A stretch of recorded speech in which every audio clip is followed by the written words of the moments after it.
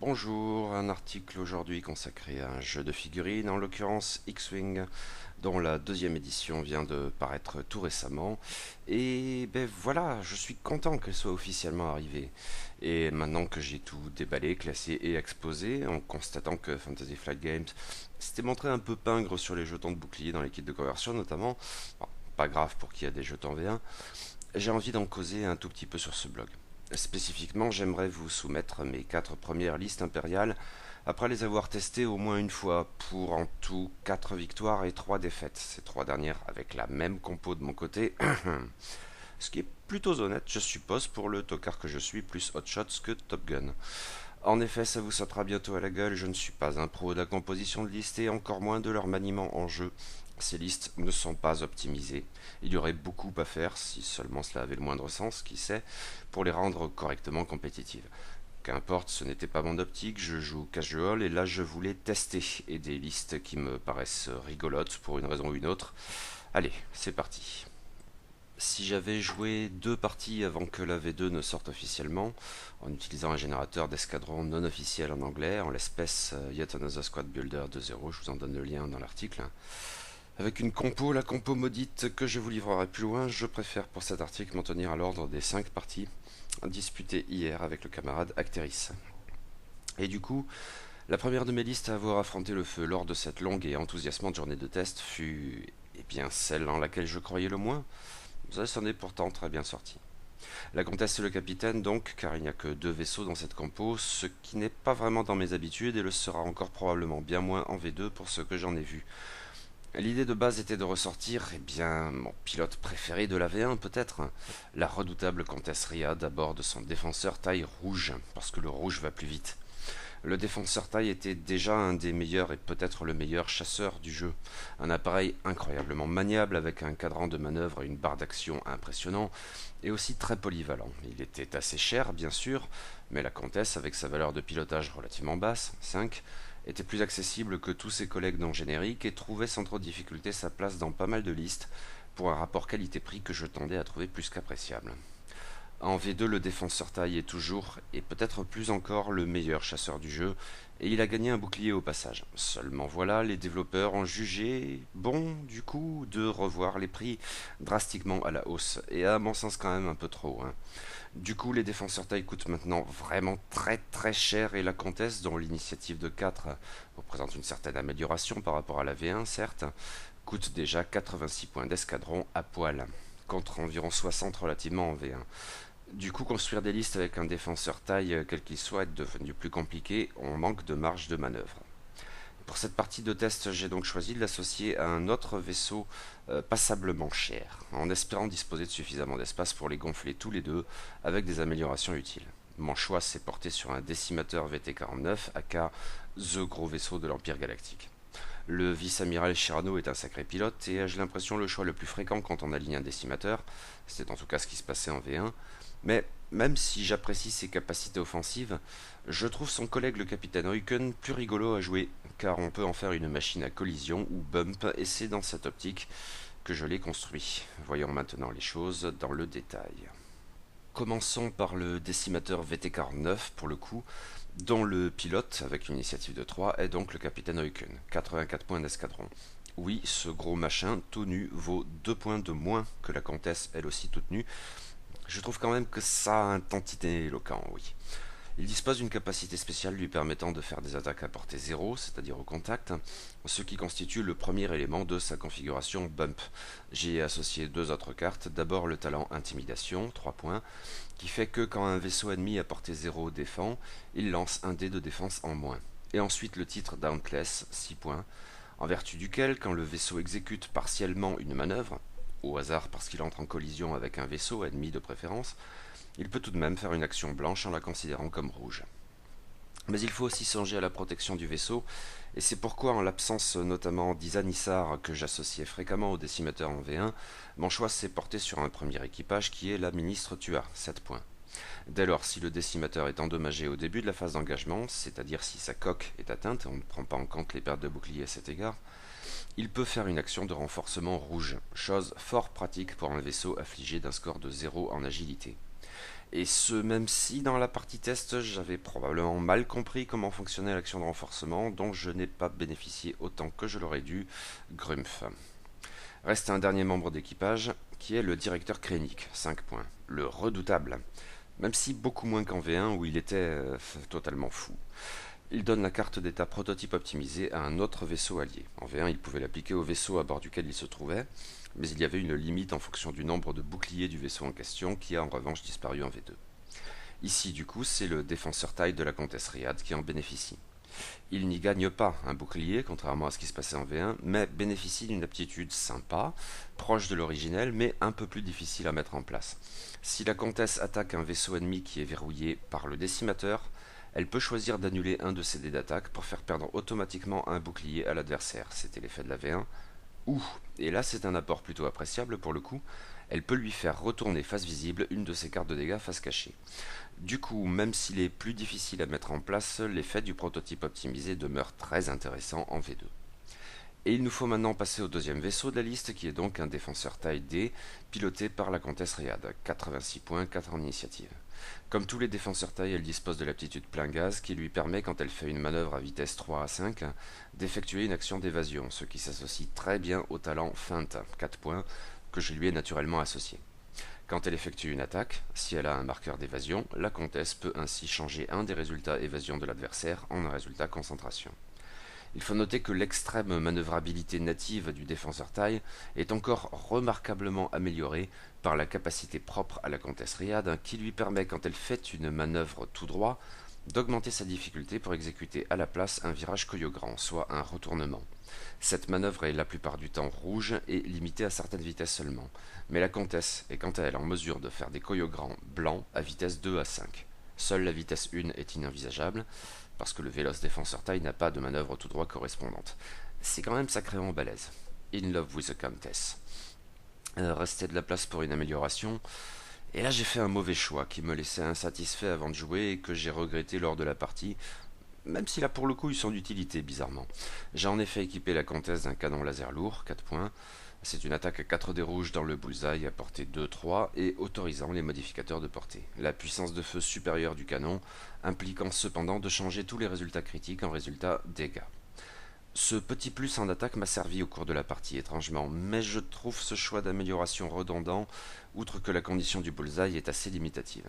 Quitte à prendre un canon, j'aurais pu et dû prendre un canon ionique, 5 points, pour un point de plus seulement et qui me restait, puisque la compo avec le canon laser lourd fait 199 points, j'aurais disposé d'un outil de contrôle appréciable et plus facile à utiliser, un moyen de jouer sur la polyvalence du défenseur taille. J'en suis d'autant plus convaincu que dans les parties ultérieures, j'ai à plusieurs reprises pâti d'attaques ioniques de la part d'Acteris. Ceci dit, la partie test s'est déroulée au mieux pour moi, en dépit d'un certain nombre de bêtises de ma part, concernant par exemple l'action de renforcement du décimateur. J'affrontais une flotte rebelle composée tout d'abord de 2 X-Wing T-65, et pas n'importe lesquels. Wedge Antilles, le plus capé, mais dont l'aptitude spéciale ne changeait rien pour mon décimateur, et Luke Skywalker dont les capacités de défense en rapport avec son statut d'utilisateur de la force sont parfaitement monstrueuses. La liste était complétée par un chasseur taille Hélène de Sabine, et bel et bien piloté sauf erreur par Sabine Wren elle-même. Je doutais de pouvoir inquiéter véritablement Luke, qui disposait en outre, si je me souviens bien, du soutien de son astromech R2D2. Enfin, j'aurais pu l'inquiéter, mais j'aurais perdu du temps avec lui. Sabine, de son côté, ne m'inquiétait pas vraiment. J'ai donc tout lâché sur Wedge, stratégie qui s'est avérée payante. Il me semble que j'ai ensuite sorti Sabine, mais 4 autres parties ayant succédé à celle-ci dans l'après-midi, mes souvenirs sont un peu flous. Quoi qu'il en soit, Acteris a concédé. J'ai tiré plusieurs leçons de cette partie, et une conviction récente mais renforcée aussi concernant le décimateur. Ce vaisseau, vu de loin, peut donner l'impression d'une montagne invincible, avec ses 12 points de coque et ses 4 boucliers, mais il faut vraiment prendre en compte son agilité de 0, même avec la ministre Tua, que je n'ai donc pas employée au mieux. Ces gros machins, on peut les sortir, et probablement plus facilement qu'un YT 1300, voire un YT 2400. J'en ai fait l'expérience à plusieurs reprises en me faisant régulièrement pourrir en V1 mon décimateur, ou mon croiseur Gozanti d'ailleurs en épique, j'en avais livré un cruel témoignage sur le blog et sur la chaîne YouTube, mais aussi à l'occasion en sortant parfois et en revenant pas des équivalents de ces gros machins chez mes adversaires, comme le Ghost des rebelles. Ceci étant, le décimateur demeure un gros socle redoutable, et si la tactique bump a plus ou moins fonctionné, m'en fous, elle est rigolote, J'ai loué par contre la double tourelle d'attaque primaire. Les tourelles sont globalement beaucoup plus difficiles à utiliser en V2, mais pour le coup ça ne s'est pas fait sentir ici et c'est vraiment une aptitude puissante. Quant à la comtesse, elle a fait encore une fois preuve de son excellente manœuvrabilité, même si j'ai un peu galéré parfois, notamment pour avoir ma cible précisément dans le bullseye. Confirmation supplémentaire à mes yeux de ce que le choix du canon laser lourd n'était pas pertinent. En définitive, cette compo bancale a plutôt bien fonctionné, mais Acteris ne semblait pas vraiment croire en sa propre liste lui non plus. Je m'en suis bien tiré, mais je suppose que la configuration de la bataille m'avantageait un tant soit peu. La deuxième des 4 listes que je vais présenter aujourd'hui était peut-être la plus intimidante pour moi, mais aussi d'une certaine manière la plus enthousiasmante, et ce même si là encore je savais que cette compo n'était pas optimisée, loin de là au moment même où je plaçais les figurines sur le tapis de jeu. Mais voilà, le truc c'est que en V1 j'avais des figurines de Bombardier TIE et de TIE Punisher, mais je ne les avais jamais jouées. La mauvaise réputation du Punisher a pu jouer sans doute, d'aucuns le qualifiaient de pire vaisseau du jeu, ou en tout cas de pire vaisseau impérial, avec tout de même une ambiguïté concernant le Firespray impérial qui n'existe plus en V2. Le Firespray racaille brille par contre toujours autant, voire davantage, et j'en ai fait la mère expérience. Bon, ça n'en donnait pas vraiment envie, hein. Il y avait aussi que je me sentais pas de jouer bombe et que je n'étais pas non plus très confiant quand je faisais des compos riches en missiles et en torpilles, que j'ai toujours trouvé affreusement coûteux. Même si j'ai apprécié la versatilité du Starwing de classe Alpha à cet égard sur le tard. Or ici, la V2 a radicalement changé la donne, en diminuant considérablement le coût des bombardiers TIE et des TIE Punisher, ces derniers passant en socle moyen, en leur conférant des pilotes aux capacités très intéressantes et en leur permettant de s'équiper de plein d'armes secondaires et d'engins, c'est-à-dire de bombes et de mines, même si les mines groupées, et celles que j'avais utilisées jusqu'alors en une seule occasion ont disparu de la V2, pour un prix beaucoup plus décent, surtout si l'on prend en compte les charges de ces différentes améliorations. Et pour sortir des seules questions de coût, l'atout non négligeable constitué par des améliorations telles que simulateur de trajectoire ou bombardier compétent, ou dans une moindre mesure blindage ablatif. Quoi qu'il en soit, les bombardiers TIE et les TIE Punisher sont maintenant tous deux beaucoup plus intéressants que le Gunboat, c'est-à-dire le Starwing, relativement s'entend, et j'ai lu ça et là sur le web des avis très enthousiastes. Le Punisher passerait presque maintenant pour un des meilleurs vaisseaux impériaux, et en tout cas celui qui a le plus bénéficié du passage en V2. J'avais vraiment envie d'essayer ça, et ces parties de test à l'aube de la V2 me paraissaient le bon moment pour me faire la main sur les bombes, les missiles et les torpilles, avec ces deux vaisseaux pour moi inédits. Maintenant, j'avais la fâcheuse tendance à V1 à trop charger la barque quand j'envisageais ce genre de liste, et c'est une des raisons pour lesquelles je ne les ai en définitive jamais joués. Cette fâcheuse tendance persiste dans cette liste qui n'est clairement pas optimisée. J'en ai trop mis, et en mettre moins me permettrait peut-être d'aligner un quatrième vaisseau. Car il s'agit donc d'une composition à 3 vaisseaux, un socle moyen qui est un TIE Punisher et 2 petits socles qui sont 2 bombardiers TIE. Commençons par le TIE CA Punisher qui est piloté par Deathrain, 42 points d'escadron, initiative 4. Des 2 Punisher uniques, c'est celui qui fait mumuse avec les engins. Quand il en largue ou en lance un, il peut faire une action. Cool! Et pour le coup, il peut lancer des bombes au lieu de les larguer avec le senseur simulateur de trajectoire, 3 points. Celui-ci impose normalement d'utiliser le gabarit de manœuvre à vitesse 5, mais l'artilleur bombardier compétent, 2 points, permet d'augmenter ou de diminuer le gabarit de 1 de manière générale, et il peut donc lancer à 4 ou 5 et larguer à 1 ou 2. Au passage, cette idée de distinguer les artilleurs des équipages me paraît très bonne. Pour éviter de commettre des boulettes avec ses propres bombes ou celles des copains, ou éventuellement des obstacles, astéroïdes et débris, Deathrain est équipé de la modification blindage ablatif, 4 points, qui permet d'éviter un de ses dégâts en dépensant une charge, il y en a 2. Et ces bombes alors, elles sont de 2 types. Des bombes à protons, 5 points, qui ont 2 charges et qui infligent un critique à tous les vaisseaux à portée 0,1 quand elles explosent, à la fin de la phase d'activation. Au passage, j'ai ainsi entraîné la nouvelle phase de système, qui est probablement là encore une bonne idée. Et ensuite des charges sismiques, 3 points qui ont également 2 charges et sont aussi difficiles que rigolotes à utiliser. Quand elles explosent, il faut choisir un obstacle à portée et les vaisseaux affectés le sont par rapport à leur portée de l'obstacle détruit qui est ensuite retiré du tapis de jeu. Ce qui peut aussi avoir l'intérêt de faire le ménage. Mais Deathrain est également équipé d'armes secondaires plus frontales. Il a ainsi des missiles groupés, 5 points, qui attaquent dans l'arc de tir avant à portée 1-2 avec 3 dés rouges et dispose de 4 charges. L'attaque nécessite une acquisition de cible, et quelle joie de ne plus avoir à les dépenser généralement en V2. Et si un autre vaisseau ennemi est à portée 0,1 du défenseur, on a droit à une attaque bonus contre l'imprudent, attaque qui se passe du prérequis de verrouillage. Les autres armes de ce type dont est équipé le TIE Punisher sont plus brutales, mais aussi plus contraignantes à utiliser. Des roquettes à protons, 7 points, avec 5 des rouges, mais dans le bullseye uniquement et à portée 1-2. L'attaque implique de disposer d'un marqueur de concentration et il n'y a qu'une seule charge. Et des torpilles à protons avancés, 6 points, avec 5 des rouges également dans l'arc de tir avant cette fois, mais seulement à portée 1. L'attaque nécessite une acquisition de cible et n'a qu'une charge. Mais tous les dégâts sont modifiés en critique, ouch. C'est clairement là qu'il faut que je fasse le ménage. Toutes ces armes secondaires sont redondantes et ou pourraient être avantageusement remplacées par un éventuel quatrième vaisseau, ce qui vaudra également pour les bombardiers taille. Eh bien, justement, venons-y. 2 bombardiers taille SA, donc, tous deux à 4 en initiative, comme Death Rain, et qui disposent ensemble de la capacité bombardier agile, qui permet d'utiliser des gabarits de virage sur l'aile pour larguer un engin en lieu et place du gabarit tout droit. Le premier de ces bombardiers, ou en tout cas le plus important dans cette liste, est le capitaine Jonus, 36 points.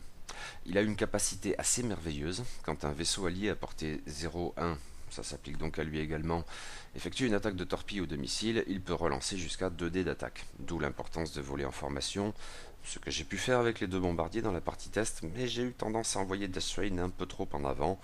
Le socle moyen inédit, il y est peut-être pour quelque chose.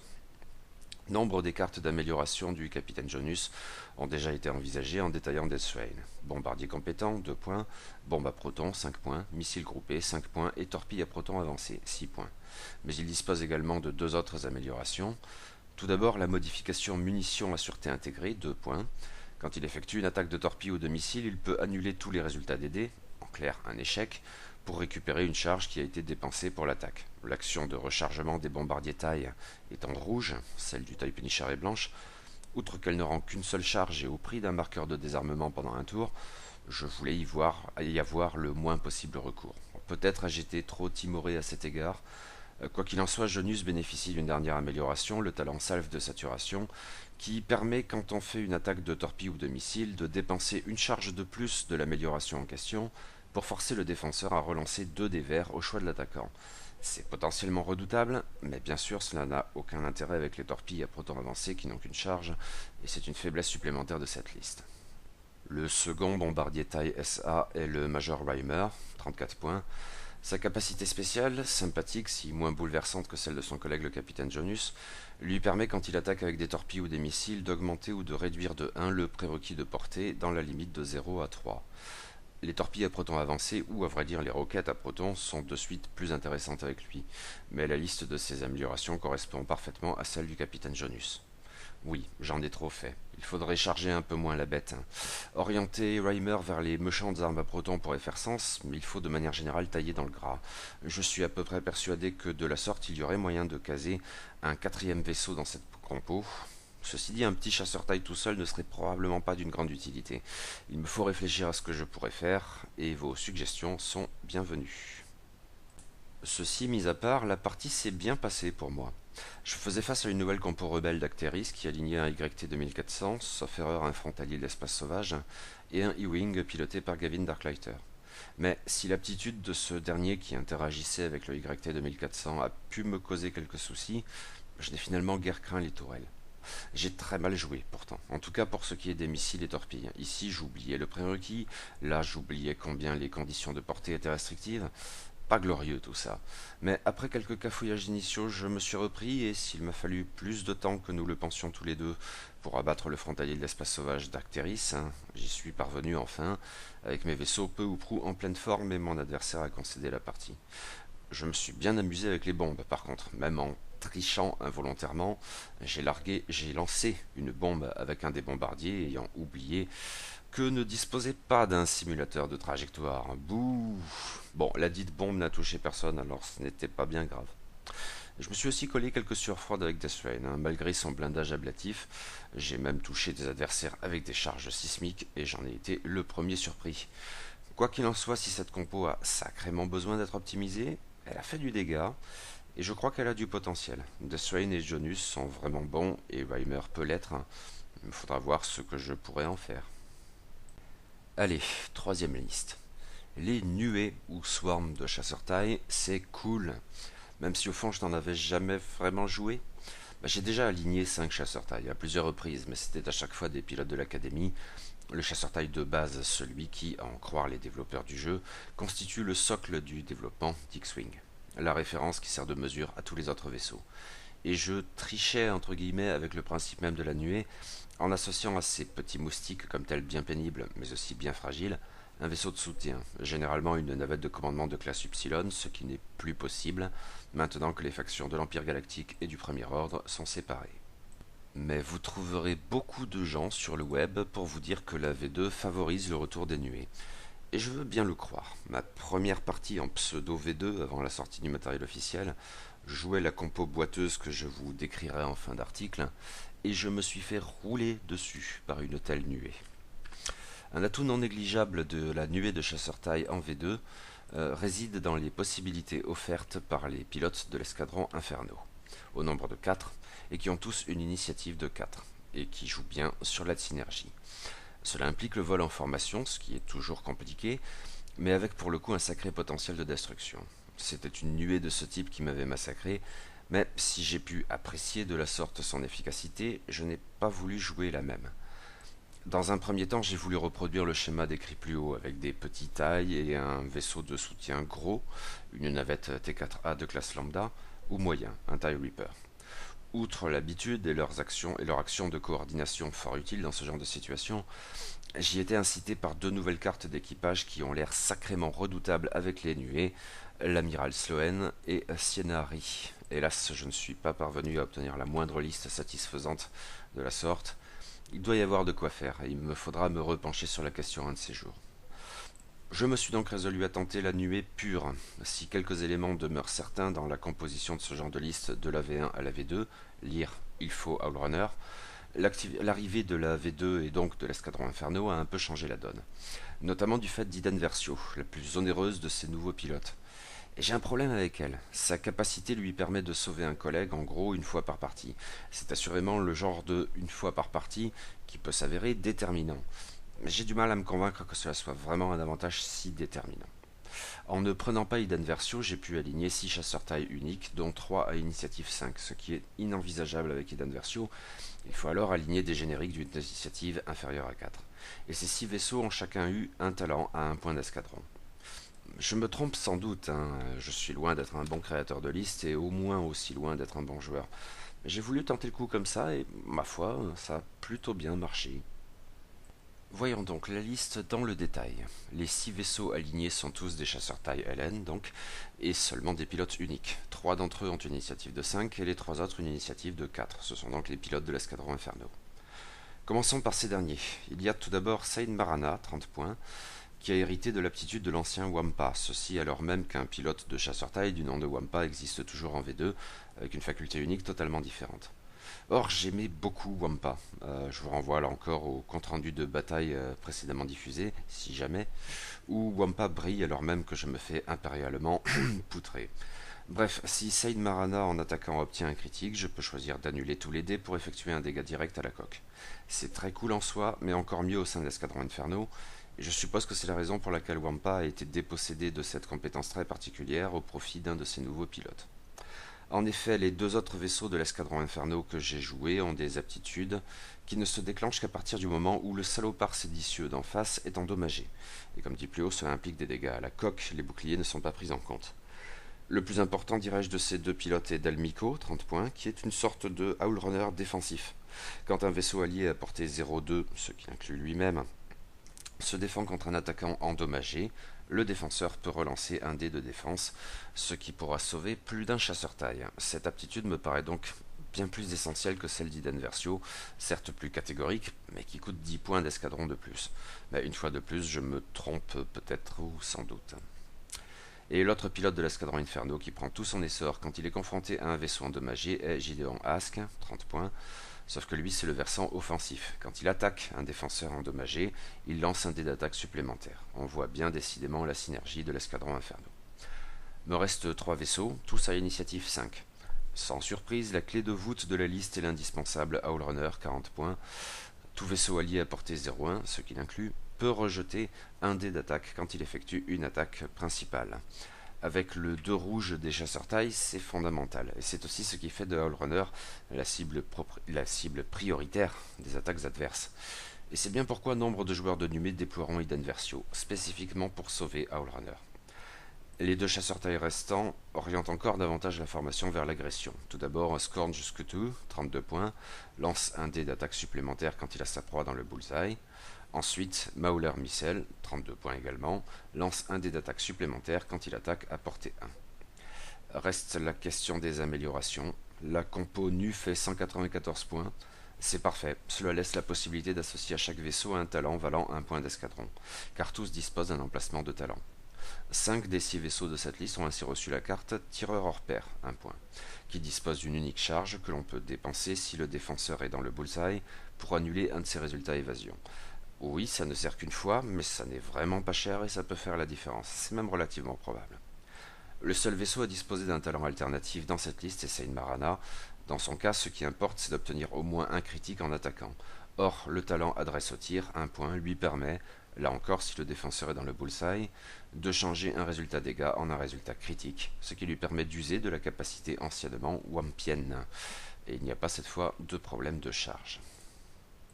Je savais en m'engageant dans la partie test que je m'exposais à une difficulté valant bien celle de l'emploi des bombes dans la liste précédente. Il me faudrait voler en formation.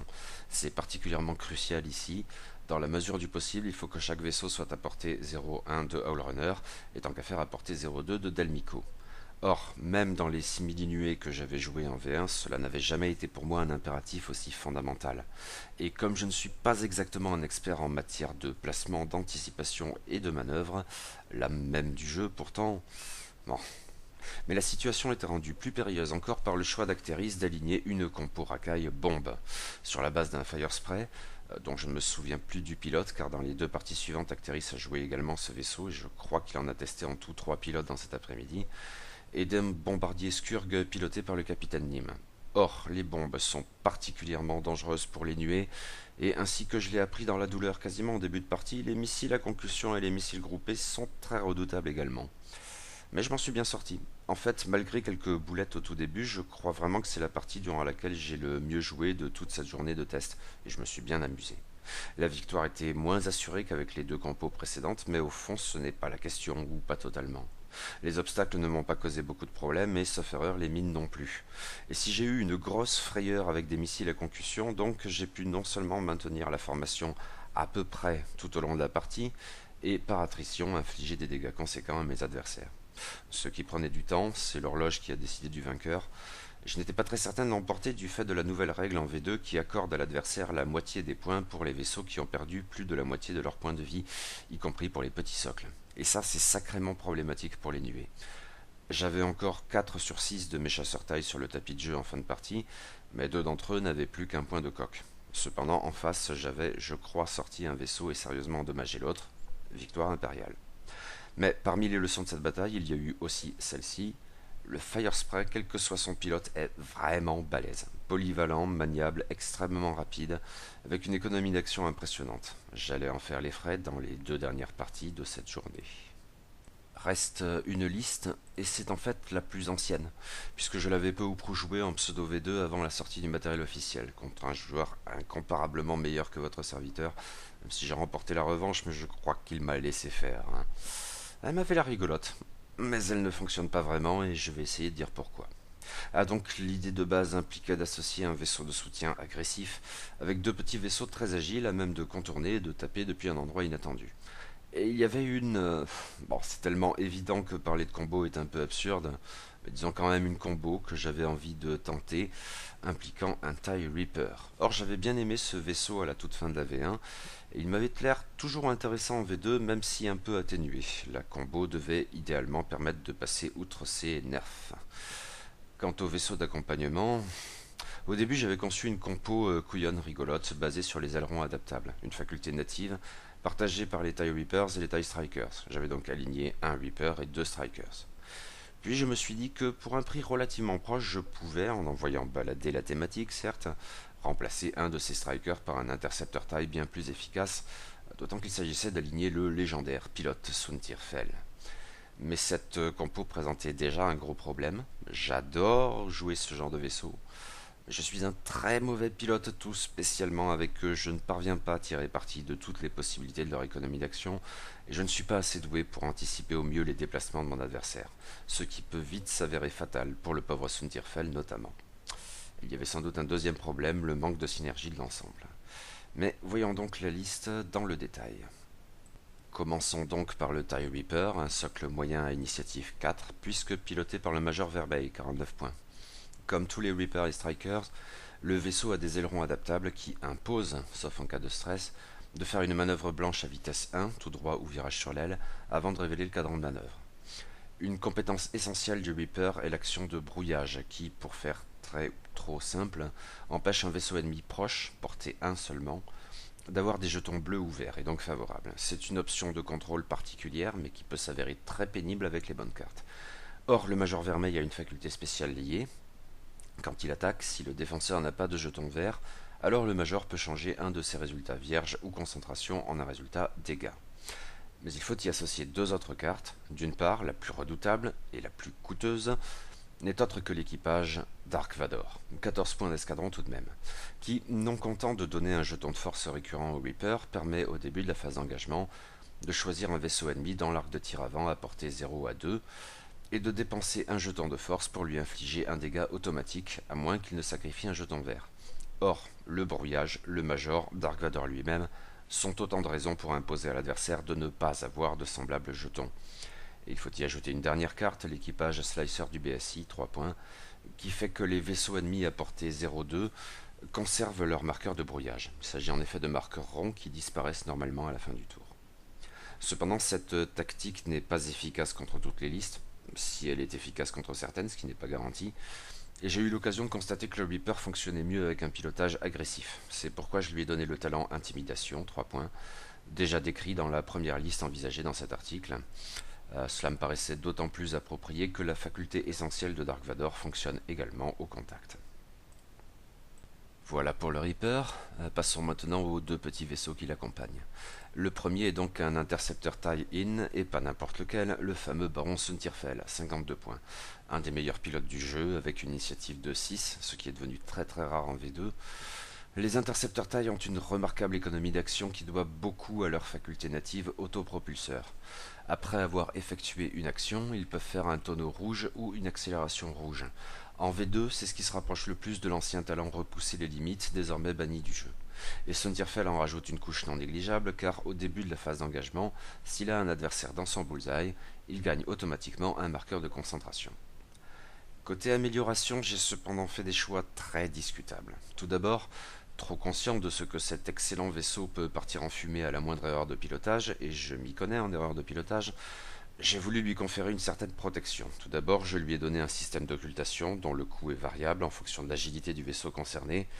L'intercepteur ayant une agilité de 3, cette amélioration coûte pour lui le prix maximum de 8 points d'escadron. Mais il y gagne un dé d'agilité de plus, du moins jusqu'à ce qu'il subisse des dégâts, et pas forcément d'une attaque, nous précisons maintenant en V2, un obstacle ou une bombe peuvent faire disparaître cette protection, qui est en outre maintenant matérialisée par une charge unique, ce qui est une bonne idée. Dans le même esprit, je lui ai donné un point de coque supplémentaire avec coque améliorée. Là encore, cette modification, oui, l'intercepteur a droit à 2 modifications, ce qui nous rappelle son vieux titre de taille de la garde royale en V1, mais d'autres vaisseaux sont maintenant dans ce cas. Cette modification, disais-je, a elle aussi un coût variable en fonction de l'agilité. Pour un intercepteur, elle vaut donc 7 points d'escadron, le maximum là encore. Je sais que beaucoup de joueurs trouveront ces choix bien trop coûteux, et si l'on pilote efficacement Suntirfell, il est supposé pouvoir se passer de ces modifications. Je n'en doute pas, mais je ne suis pas capable de le piloter avec autant d'assurance, et la nouvelle règle concernant les évasions est très problématique pour moi de manière générale. Cette garantie supplémentaire me paraissait donc utile. Mais il s'agit également de lui donner davantage d'attaque, et c'est pourquoi je lui ai donné le talent prédateur, 2 points. Quand il effectue une attaque principale, si le défenseur est dans le bullseye, et il a tout intérêt à y être pour Suntirfell, qui gagne aussi un jeton de concentration donc, alors on peut relancer un dé d'attaque. Reste un vaisseau, un taille SK Striker, plus précisément mon chouchou Countdown, 44 points. Comme le Reaper, en tant que Striker, Countdown a des ailerons adaptables qui fonctionnent exactement de la même manière. Mais il a aussi une capacité unique très chouette héritée de la V1. Quand il défend, s'il n'est pas stressé, condition à garder en tête, Il peut choisir de prendre un dégât et un jeton de stress pour annuler tous les dés. Histoire qu'il dure un peu plus de la sorte, je lui ai donné un point de coque supplémentaire avec coque améliorée. Son agilité étant de 2, cette modification coûte pour lui 5 points d'escadron au lieu de 7 pour l'intercepteur. Les mêmes critiques s'adressent à ce choix, je suppose.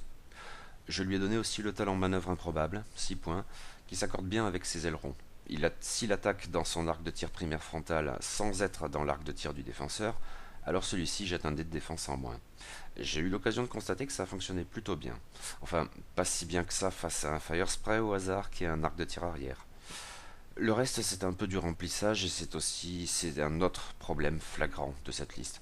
Bref, j'y ai ajouté 2 cartes déjà envisagées dans la deuxième liste présentée plus haut, à savoir des bombes à protons, 5 points, et un bombardier compétent, 2 points. Car oui, le striker peut maintenant emporter des bombes et a un slot d'artilleur. Ouais, bon, ça n'a pas été totalement inutile dans les parties jouées contre Acteris, mais je me suis fait déboîter. Sur les 4 parties jouées avec cette compo, alors approximativement, il y avait quelques différences dans les tentatives en pseudo V2 contre une nuée de chasseurs taille. Acteris, lui, m'a opposé 2 variations aussi redoutables l'une que l'autre sur le duo de Rakai Firespray Star Viper. J'en ai perdu 3, et très sévèrement. Je n'ai absolument rien pu en tirer. Enfin, si. Là, un Dark Vador que l'adversaire avait malencontreusement oublié. Ici, un bullseye très rentable de Suntirfell. Et de manière plus récurrente, des manœuvres improbables, appréciables de la part de Countdown. Mais j'ai fait plein de conneries, des mauvais positionnements, le fâcheux oubli que Suntirfell ou surtout Countdown était stressé, ce genre de choses. Sans même parler de quand j'ai mis fin à la dernière partie en faisant sortir mon Reaper de toute façon condamné du tapis de jeu. Et ça fait 2 fois que ça m'arrive. La fois précédente, c'était à cause d'un rayon tracteur. La teon. La leçon cinglante est d'abord que je ne suis pas assez doué pour jouer efficacement des vaisseaux tels que l'Interceptor TIE ou le TIE Striker. J'adore les jouer, mais je les joue mal. Il me faudra travailler tout ça. Mais il y a un deuxième versant de la leçon, et c'est que le Reaper est infernal à piloter. Les ailerons sur un socle moyen que je ne maîtrise pas bien ont plus de chances de lui nuire qu'autre chose, contrairement à ce qui se passe pour le TIE Striker. Et surtout, son cadran de manœuvre est atroce. Je crois qu'il a changé et qu'il est beaucoup plus sévère qu'en V1. En tout cas, faire tourner ce veau marin galactique est une torture. Et c'est d'autant plus redoutable qu'il ne fonctionne pleinement avec sa combo qu'à la condition d'effectuer des manœuvres très précises et en même temps très complexes. Cela dit, la combo en elle-même fonctionne-t-elle? Bof. Enfin, si, Dark Vador est redoutable, mais il le serait probablement bien davantage sur un autre vaisseau plus maniable. Oui, je songe à tenter de le caser sur un TIE Phantom, ce qui est potentiellement suicidaire, mais pourrait être assez rigolo. Mais le brouillage avec le slicer du BSI? Sur ces 4 parties, j'ai dû pouvoir le placer en tout, allez, 2 fois, et sans que ça handicape vraiment mon adversaire.